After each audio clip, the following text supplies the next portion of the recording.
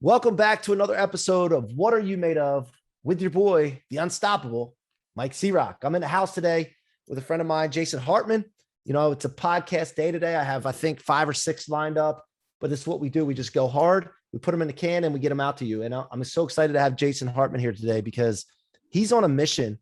He works in real estate, in the real estate investing. He teaches other people about this. We're going to get into what he's made of here in a second, but before we do that, I just want to remind everyone how grateful I am for you for being here, for the support that you've given me, my brand, my podcast, the book, Rocket Fuel, the tech companies that we're into, Blueprinted. I'm just so thankful for you. And I always want to start off by letting you know and expressing gratitude because it means the world to me. So today we're going to talk to Jason Hartman. Jason, welcome to the What Are You Made Of podcast.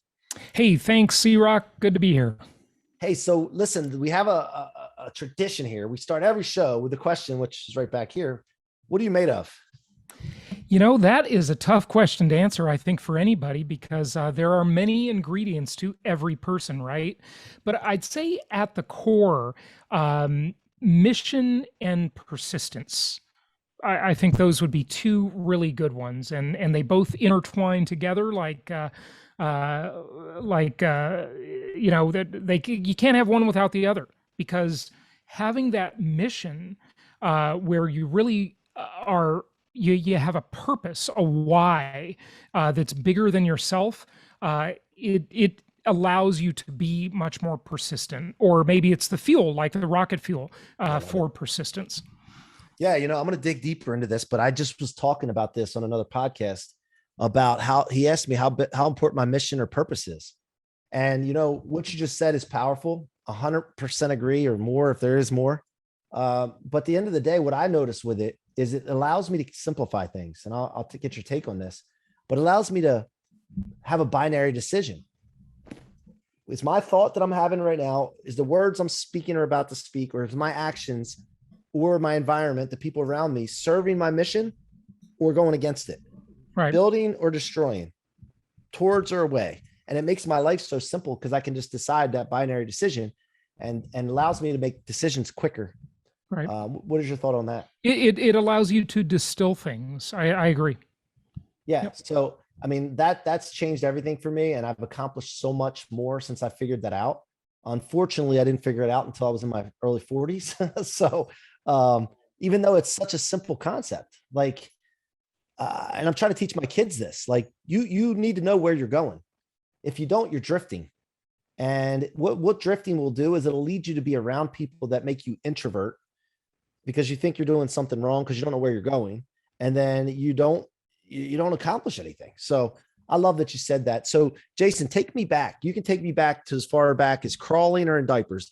Tell me about your life. Like, where did you grow up and what was life like as a kid? I grew up mostly in Los Angeles, grew up without much money at all, single mom, definitely a struggle. I mean, you know, I ate, had food, you know, went to school, all that stuff wasn't that bad, but certainly wasn't the best.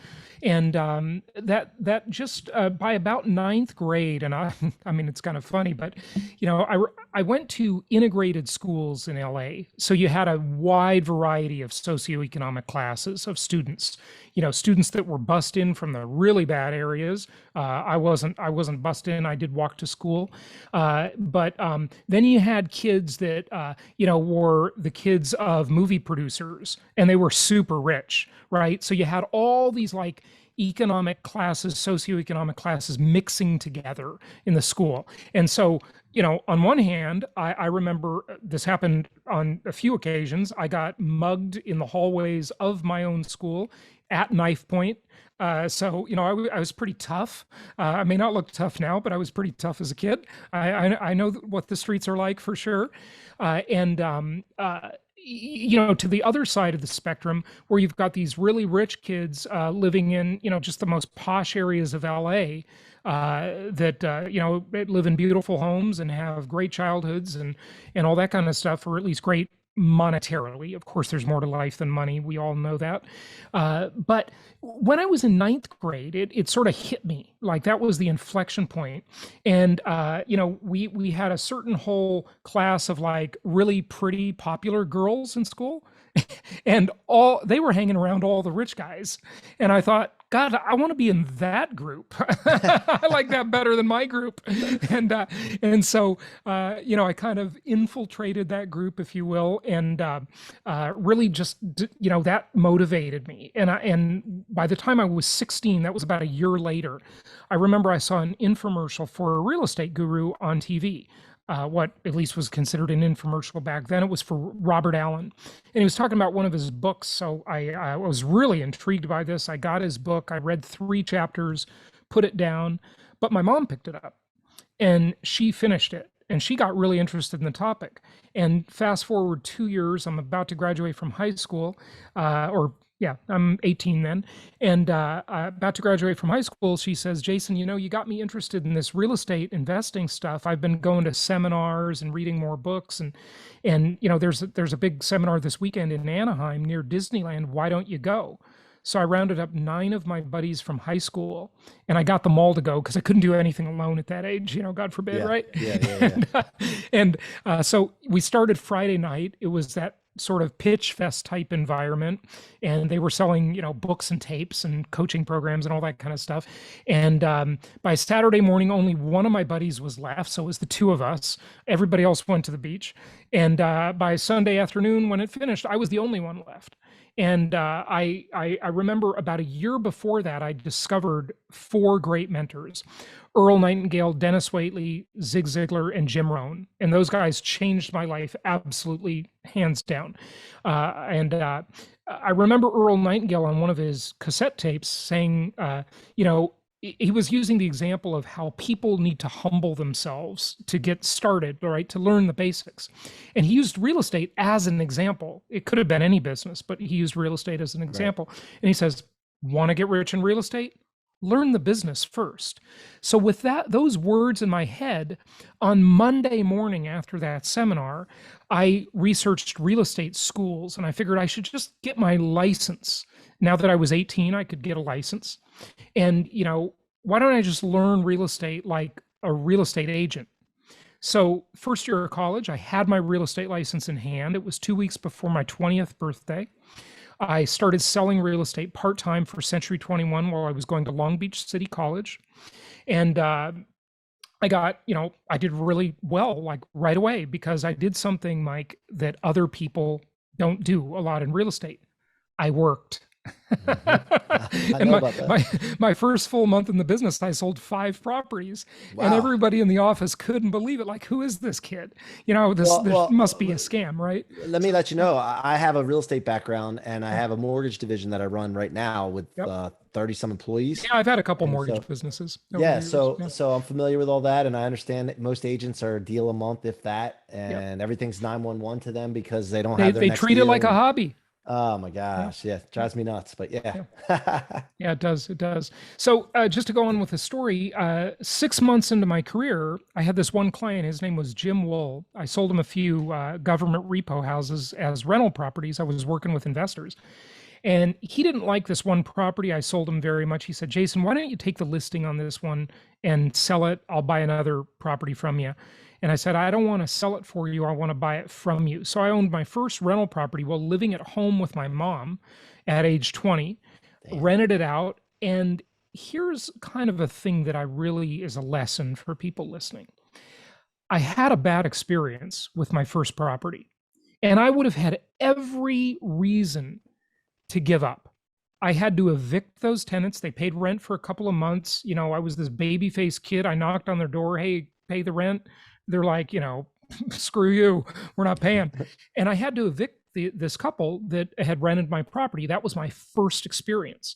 I did end up selling the property, made some money on it when I sold it, but I could have easily given up. And I've made millions and millions of dollars investing in real estate over the years that I could have just given up and said, hey, this doesn't work. I had a bad experience.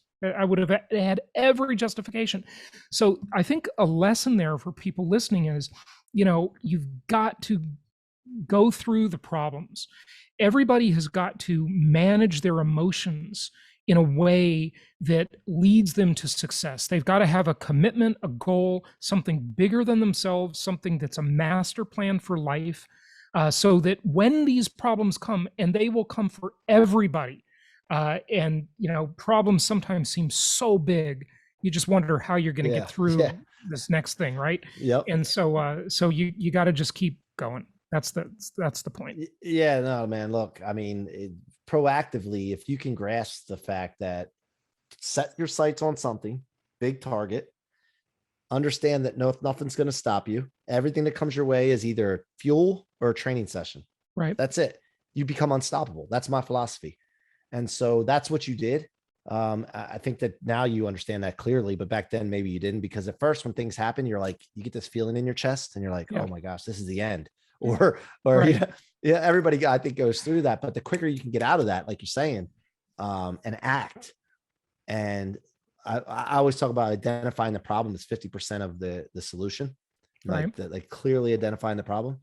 No, but I love that. I remember my first rental property. I actually lived in it and rented other rooms out. I bought it for $92,000 in Maryland, and I sold it for $112,000 in like 10 months. Yeah. So, yeah, I forgot about that until you start talking about that. I forgot about my real estate transactions that I've done in my life. It's seems like just so old, far ago. So then from there, where did you go from there? Like, did you start flipping properties, or what did you do? I just started buying more properties. I've done flips. I've done most of the things in real estate. There's a lot of different angles and paths you can take real estate. It is the most historically proven asset class in the entire world, if you ask me. And so I've done a lot of stuff, but mostly buy and hold investing, and have done very well with that. And I was a real estate agent for many years with Remax. By the time I was 24, I was number 59 in the entire world for Remax. So that was I was very successful at selling properties for clients. And then I bought a company, and I had a really big struggle with that. That was the hardest thing I've ever done in my life. I owned it for 8 years. I turned it around. I sold it to Coldwell Banker, so I had a nice exit. And Well, since that was a then, real estate company you started? that was a real estate company. Okay. It wasn't when I started. I bought it. It was an existing Yeah, brokerage, gotcha. and I bought it, and then struggled with it, and then resold it, and sold it to a big company, to Coldwell Banker. Well, before you go further on this, how did you become number 50, whatever it was in the world? Like, what was your secret sauce? Yeah. Now it's not a secret, but what did you do that made the difference?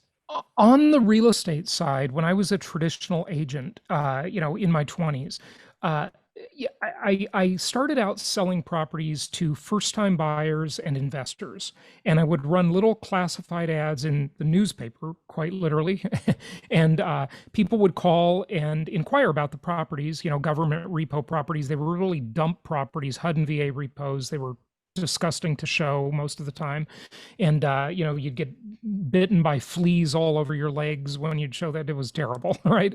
And anyway, a lot of investors were attracted to those, and I wanted to be an investor. That was really my goal. And so I sold to investors and first time buyers. And then I made the switch, and I went to Remax after leaving Century 21 after about 9 months in the business.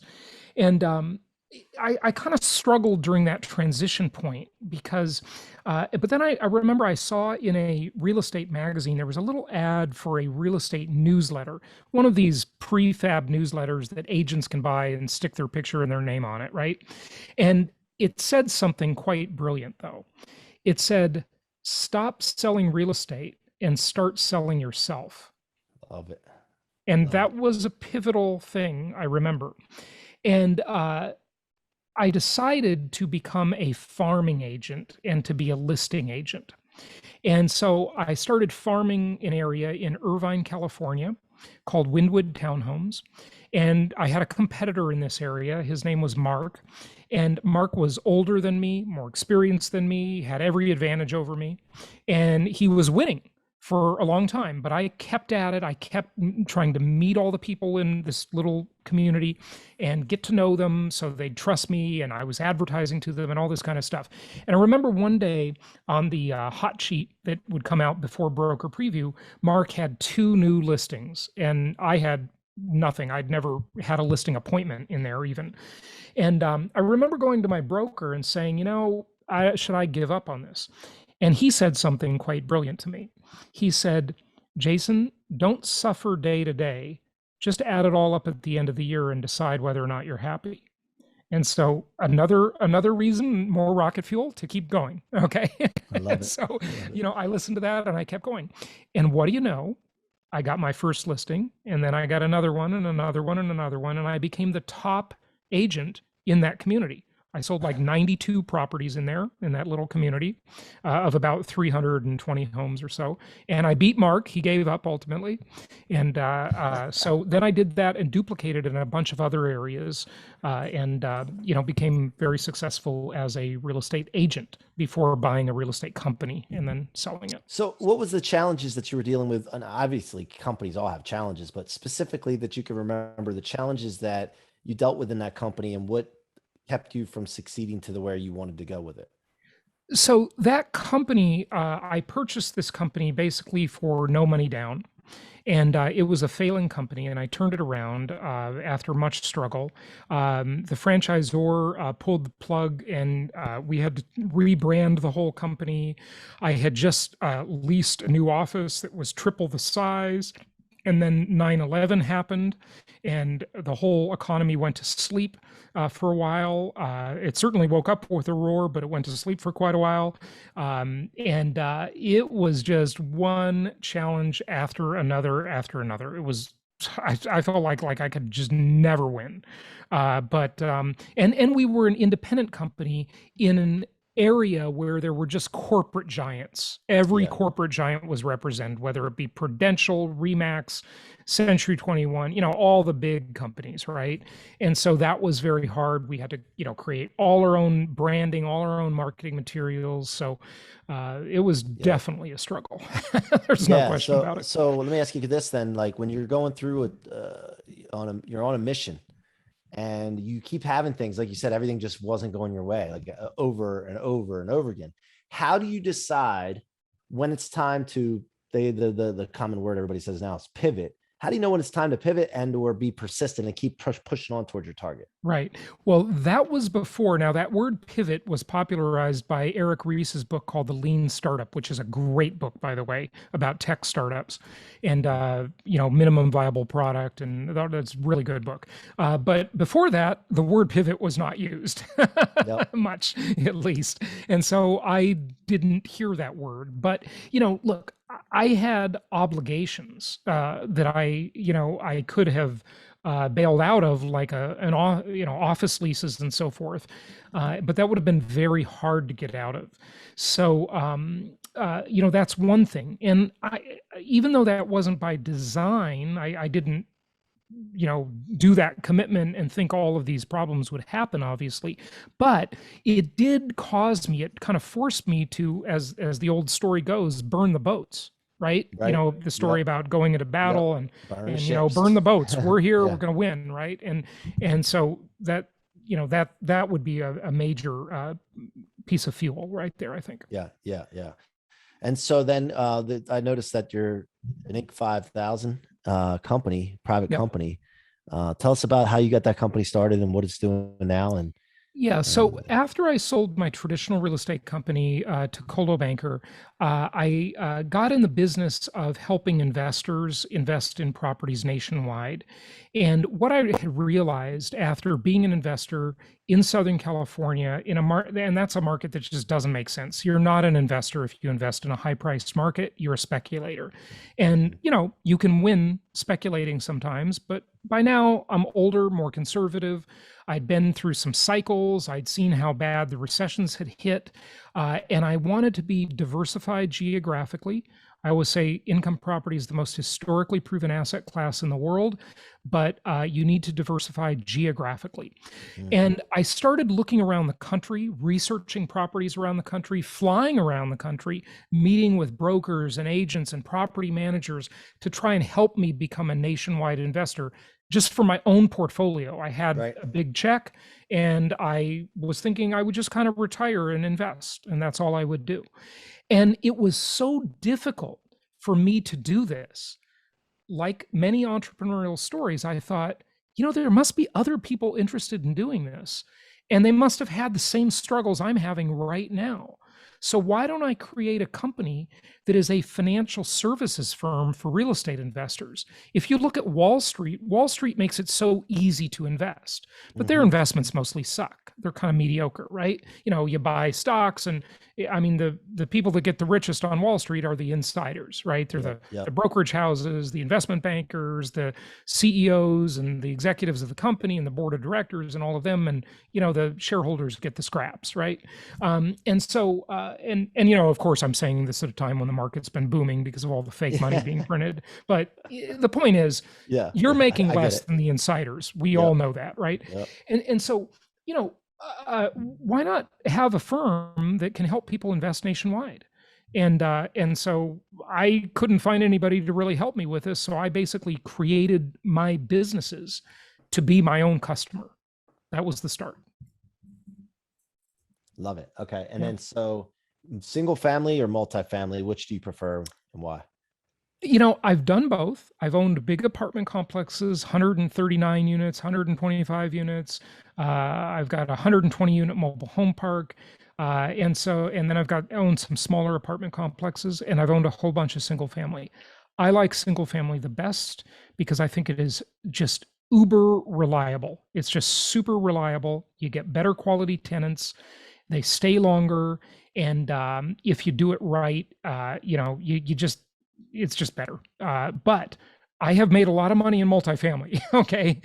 So I'm just saying, for most people listening, single family is like the tried and true thing. Sophisticated investors with a lot more money to deploy, they're going to do bigger stuff most of the time. Although, coming out of the Great Recession, we've seen big investors scale single family homes by the tens of thousands.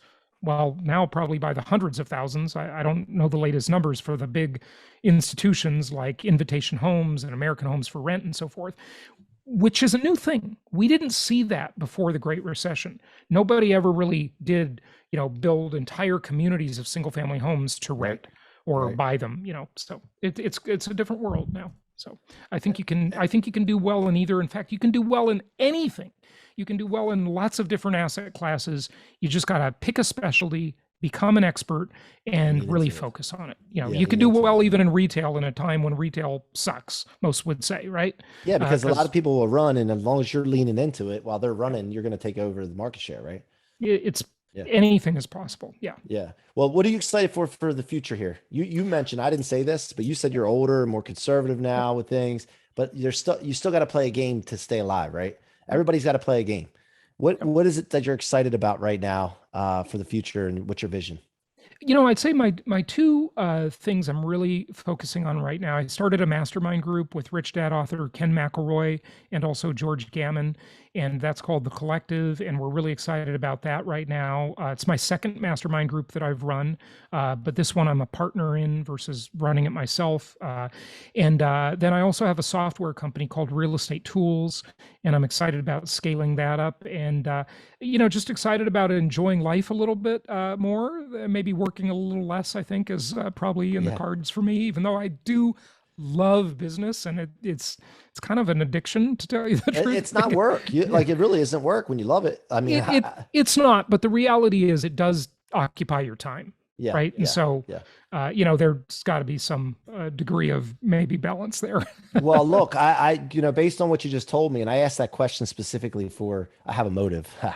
I'm a master connector. My superhuman power is helping people elevate to whatever they say that in that question about their vision. How can I help them? I listen and then see what I can do.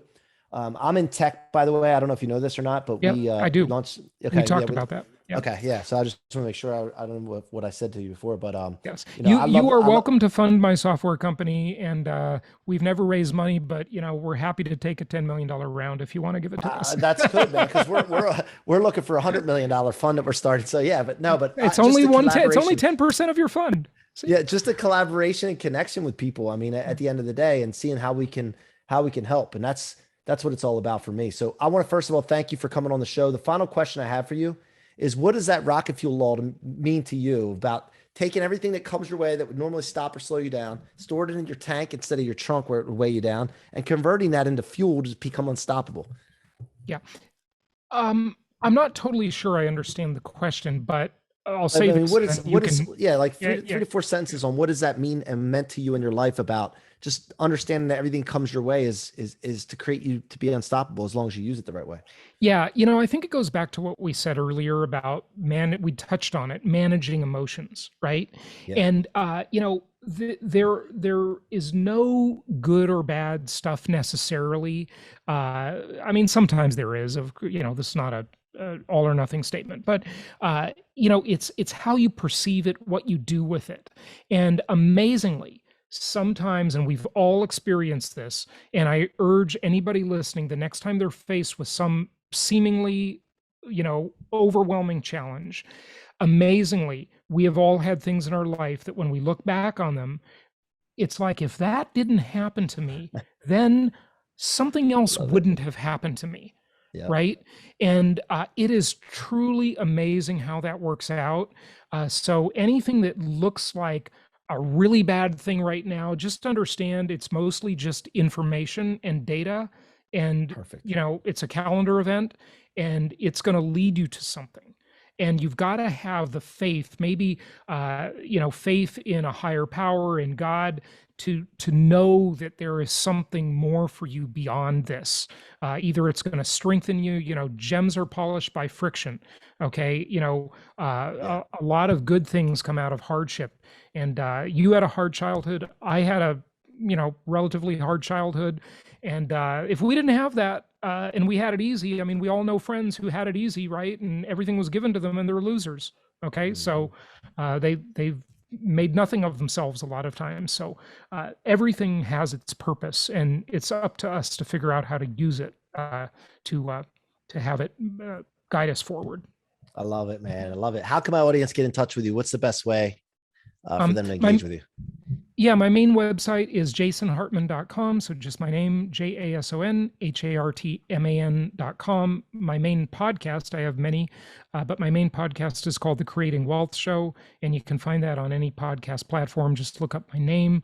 And then, of course, I'm on YouTube and all the usual social media. Great, great. All right, guys, go support Jason Hartman. Let him know you heard him here on the What Are You Made Of podcast. Jason, thank you so much for coming on the show. I appreciate you. If there's anything I can ever do for you, any way I can help you, let me know. But what I normally do is I build relationships. I stay in touch with people, and we eventually we'll be doing something together. So besides podcasts. So thank you so much for coming on the show today, Jason. All right, C-Roc. Good talking to you. All right, you guys have been listening to the What Are You Made Of show with your boy, the unstoppable Mike C-Roc. And as you've just heard, Jason Hartman is unstoppable as well. My favorite word is inexorable. I want everybody to go look at that word up. I say it all the time. Go look that word up and see what it means. INEXORABLE, inexorable. Be inexorable. Be unstoppable. Until next time, appreciate and love all of you guys. I'll be back with another exciting guest.